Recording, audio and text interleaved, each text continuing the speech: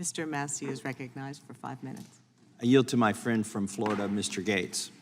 Is Hunter Biden a national security threat?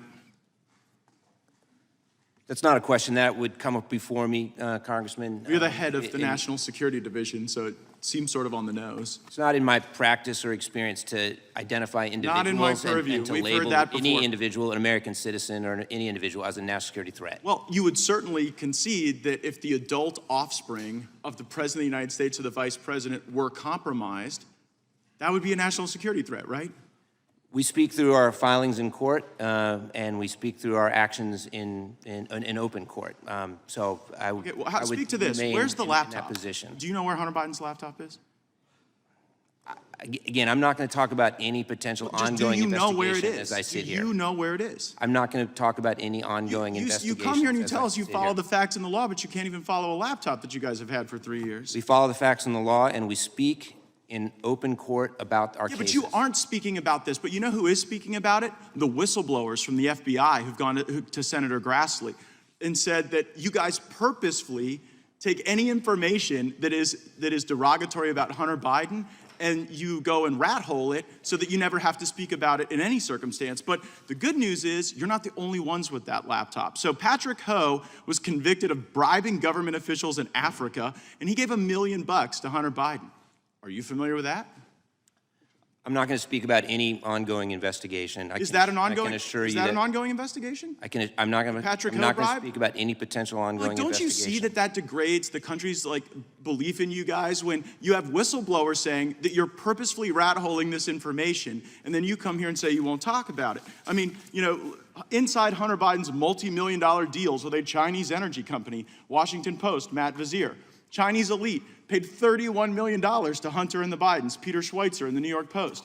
Hunter Biden's business partner called Joe Biden the big guy in panic messages. Do you guys call Joe Biden the big guy at the Department of Justice? So I think it's important to understand why we don't speak about cases outside of the courtroom. By the way, I already know why. Sir, if I may answer the question. You know May I why you answer don't the speak question? about it? Because it's about Hunter Biden. You guys have no problem leaking about other stuff, right? Like, you got no problem going out and tagging parents at school board meetings as a national security threat, but when all of the facts and all of the law are before you regarding the corruption of Hunter Biden, you don't want to speak to that at all. And it's precisely why you've got folks that are talking to Senator Grassley about it. Bohai Harvest. So 10 days after Vice President Biden takes Hunter Biden to China, 10 days after, this long, toiling venture of Hunter Biden that can't get off the ground, 10 days after they go, he automatically gets approved. So for a deal in China with Bohai Harvest. Like, have you guys looked into that? I'm not going to talk about any ongoing investigation. Well, you know who else is talking? Tony Bobolinsky. Tony Bobolinsky told the world that Joe Biden was cut in on a CCP energy deal that was orchestrated by Hunter Biden. Like, have you guys talked to Tony Bobolinsky? Again, we don't talk about ongoing investigations in settings such as this. So Joe Biden, well, okay, how about this? Will you commit to a classified briefing on these matters? I'd certainly be happy to talk to you or any member of the committee about matters of national security. Okay, well, but is this a matter of national security? We do not talk outside of courtrooms about ongoing investigations. Well, is there an ongoing investigation of the annual fund dinner that happened where Joe Biden was Vice President of the United States and Hunter Biden holds his fund's annual dinner at the Chinese embassy? But in order to do that, in order to get the Chinese embassy to roll out the red carpet for Hunter Biden and to raise money for his fund, he had to go to the embassy 30 minutes before and have a one-on-one meeting with the Chinese ambassador. Do you think it's possible that that meeting might have jeopardized national security? I'm not going to comment about any potential or ongoing investigation. Well, here's the thing. It's pretty easy to see that Hunter Biden is compromised. I think every American knows that's a threat to national security. I think we're watching a crime spree in progress that Hunter Biden is orchestrating. And one has to wonder, like, what are the Chinese getting for the tens of millions of dollars that they're cutting the Biden family in on? What is the Chinese Communist Party getting as a result of cutting in 10% for the big guy? And I just happened to notice that, like, you guys canceled the China initiative that President Trump put in place where you focus talent on those things. You know, Jim Biden said to Tony Bobolinsky that the reason they're able to get away with this corruption is plausible deniability. And that is precisely the plausible deniability that you are animating and exemplifying today. And you know what? Winter's coming, we're gonna be in the majority, and then you're gonna have to answer these questions for the country. I yield back. Gentleman's time has expired. For what Madam Chair? purpose does Mr. Cicilline seek recognition? I have several unanimous consent requests. My first unanimous consent request is the ranking member made reference to a Department of Justice whistleblower memo and grossly mischaracterized its content. So I'd ask unanimous consent that I be permitted to read the memo into the record. So ordered. You object to? You object to reading into the record the memo that was, okay. Not if well, you then do it I on your ask time. unanimous Motion is consent- heard. Then I ask unanimous consent that the document that the Republicans were afraid to have be read aloud be introduced into the record. Without objection. I have unanimous consent request that a document, a PolitiFact head with a heading, "No, the federal government isn't using the Patriot Act to treat parents Madam like Chair, domestic terrorists," be introduced into the record. Madam Chair, point of order. Unanimous consent is limited to describing the document. Which I am doing right now. No Madam one Chair, is I objecting have the to floor. document. All And right, the all right. document- Hold on, guys. Okay. I'm Gentleman asking can unanimous describe it. consent that the document headline? entitled, "No, the federal government isn't using the Patriot Act to treat parents like domestic terrorists," be made a part of the record. Without objection. I have unanimous consent request that a document entitled "McCarthy's False Claims that Garland Called Parents Terrorists" be made a part of the record. So ordered. Without objection. Document entitled "Attorney General Never Called Concerned Parents Domestic Terrorists" be made a part of the record. Without objection. And finally, a fact check that reads, "Kevin McCarthy keeps repeating false claim that Attorney General called parents terrorists for wanting to attend school board meetings," be made part of the record. Without And I objection. have unanimous consent request that my Republican colleagues read these documents and stop making a false claim. Good luck with that. Ms. The Jackson. gentleman order, has point of just order. impugned our Point of order. integrity. Point I of would order. demand that his words be taken down. I He demand is that the- not allowed under the rules to impugn false statements by this side. And as far as PolitiFact and some of those, they couldn't Okay. find the truth with both hands. That's a separate allegation. You know, but I would like the gentlelady's words to be taken I've asked, down. yeah, well, I've asked his gentlelady words to from be taken Texas. down. He No, can't your words to be violate the taken rules down, like Madam Chair. that. Committee will suspend.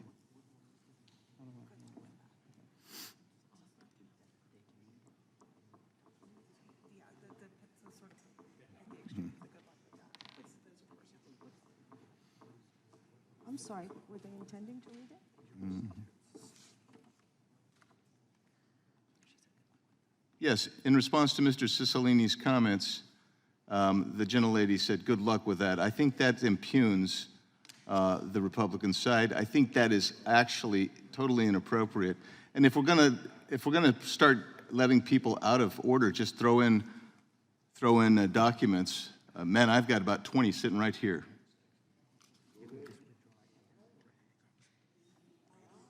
I'll withdraw the comment. Thank you. And now we'd like to recognize Ms. Jackson Lee. Well, we've got to have a ruling on my request that the gentleman's words be taken down. Where he said we made false statements. Madam Chair, Yes, Mr. Raskin. as I understand the gentleman's point, he said that the gentleman from Rhode Island had impugned his false statements, and perhaps the gentleman from Rhode Island would just say he does not impugn his false statements. I don't think Mr. Gohmert made any statements. I think the report were repeating or reporting to this committee the headlines of 5 documents that said those claims are false. Those are what the documents say. I'm not going to change the words of the documents. And I'm not impugning them. I'm simply putting into the record those documents that in fact refute the claim. The gentleman said that the ranking member grossly mischaracterized the statements, and It's not a breach of decorum. I think it is an accurate it is. statement.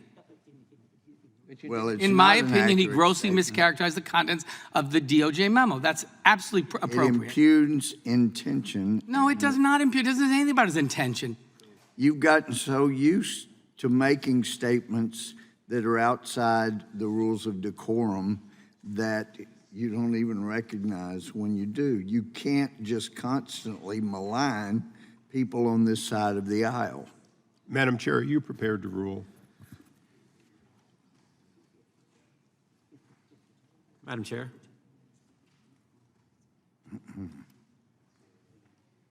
Madam Chair.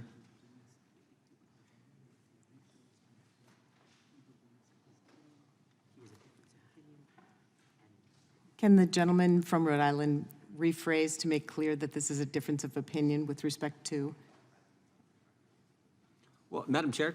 I certainly, to the extent that they thought my words were impugning them, they were responding to statements made and a rejection of those statements in written documents, not impugning any declarant in this hearing. Madam Chair. But I don't think that our rules require me to accept assertions without challenging them. That's exactly what a committee process is about. And I am not going to limit my right to challenge claims that are made appropriately, which I believe I did. That is outside the bounds for any member to just take over time and start impugning other people making false statements. I don't think there was anybody impugning anybody. I think we were challenging the claims that were made. Request I'd ask that the chair make a ruling. allows I'm not gonna- a request for unanimous consent. It doesn't allow you to start mischaracterizing what you allege are mischaracterizations. Yes, Mr. Jordan. Well, let's just get to the facts. The facts are the White House coordinated with the School Board Association. Oh, we're going to have an argument about the facts. There's I a welcome that, request Mr. Jordan. On the No, floor. he stated something that's just not accurate. I got the letter right here. Mr. It talks Jordan, about you're the- not Oh, no, I want to impugn. All right. Fine. Are we ready? Yes. That's fine.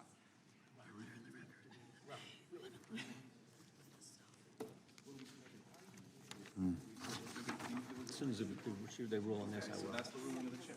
It was not a breach.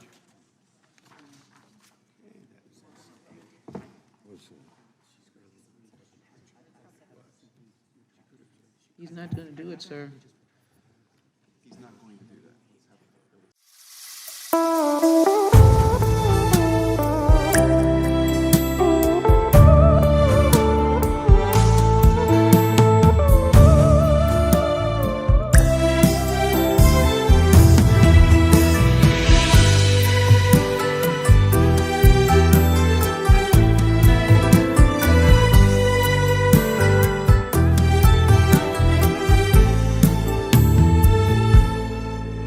Theo anh em thì về, theo anh em thì về, thăm lại miền quê, nơi có một chiến đê, có hàng tre du khi chiều về.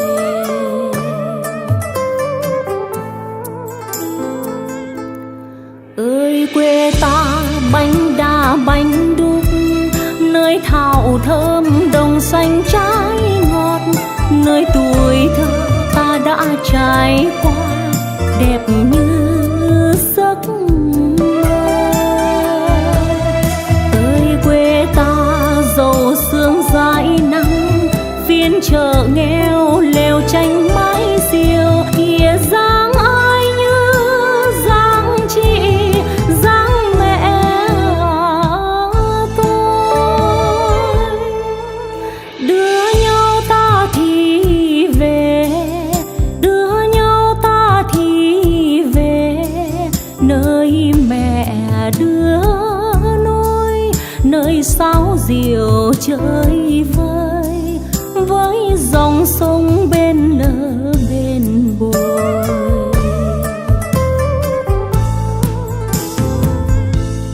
Bao nhiêu năm theo dòng đời đua chen, phiêu bạt nơi phồn hoa cát bụi, đôi khi cánh cỏ xưa lạc vào giấc mơ tôi. Nước qua cầu thời gian trôi mau, nơi bền lâu là nơi lắng sâu, thiếu quê hương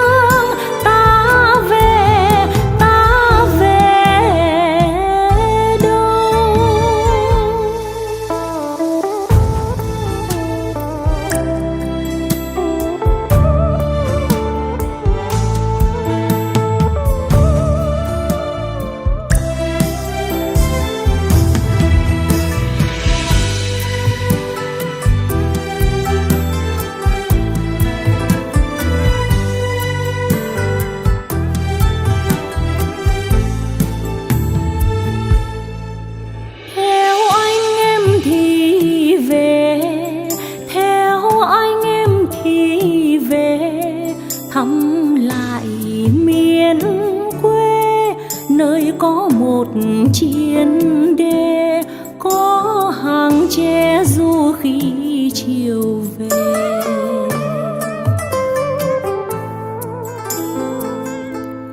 Ơi quê ta bánh đa bánh đúc, nơi thảo thơm đồng xanh trái ngọt, nơi tuổi thơ ta đã trải qua đẹp như giấc mơ. Ơi quê ta giàu sương dãi nắng, phiên chợ nghèo lều tranh mái diều, kia dáng ai như dáng chị, dáng mẹ tôi. Đưa nhau ta thì về, đưa nhau ta thì về, nơi mẹ đưa nôi, nơi sáo diều chơi vơi, với dòng sông bên lỡ bên bồi.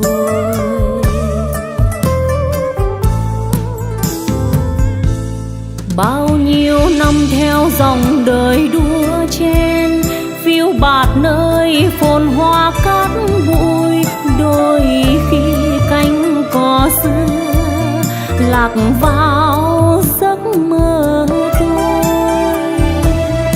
Nước qua cầu thời gian trôi mau, nơi bền lâu là nơi lắng sâu.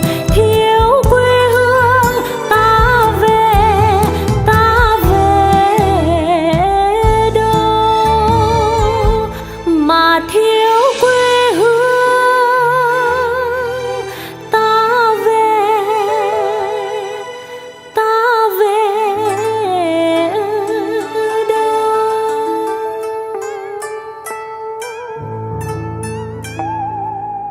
Một chiều bưng bát cơm quê, dưng dưng ta hát